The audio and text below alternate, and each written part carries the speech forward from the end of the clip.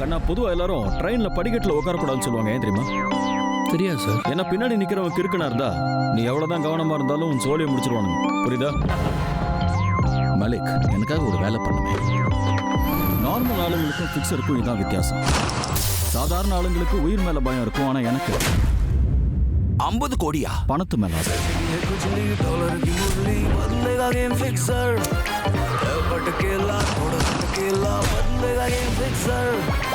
நமக்குள்ள இருக்கிற நல்லவன் கேவலமான முறையில செத்தாதான் இந்த மாதிரி கேடு கட்டவன் பிறப்பான். எந்த தட்டுல நீ சாப்பிட்டியோ அதையே ஓட்ட பண்ணிட்டியடா. ஓட்ட போடணும்னு முடிவு பண்ணியிருந்தா தட்டில் இல்ல, நேரா உன் நெத்தி பொட்டிலேயே போட்டிருப்பேன். மயிலாடு இந்த எவிடன்ஸ் டெம்பர் ஆயிடுச்சு. ஆரம்பத்துல இருந்தே இதை சிக்க வைக்க பாக்குறாங்கன்னு நானும் சொல்லிக்கிட்டே இருக்கேன். கடவுளுக்கு தெரியும் நான் ட்ரக்ஸா. No way. Trust me guys, நான் ரொம்பவே பியூர் அண்ட் பாய்ஸ். ஓ 5க்கு 10 காலையில கார்கள் தானே நீ தள்ளு வண்டியில வைக்கிற கடையில கூட உன்ன காஸ்ட்லி. என்னைக்கு இந்த பணக்காரங்களோட நாடியை நீங்க பிடிக்கிறீங்களோ அன்னைக்கு நீங்களும் ஃபிக்ஸர் தான்.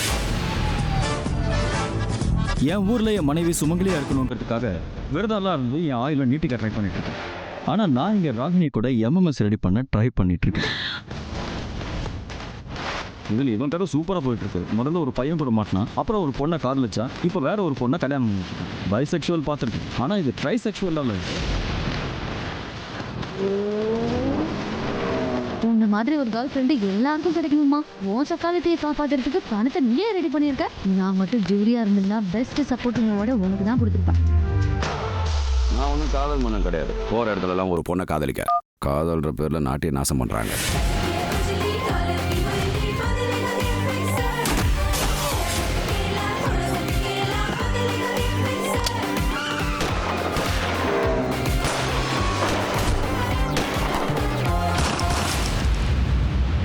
ஒரு மனுஷனுக்கு செக்ஸ் 2 விதத்தில் கிடைக்கும்.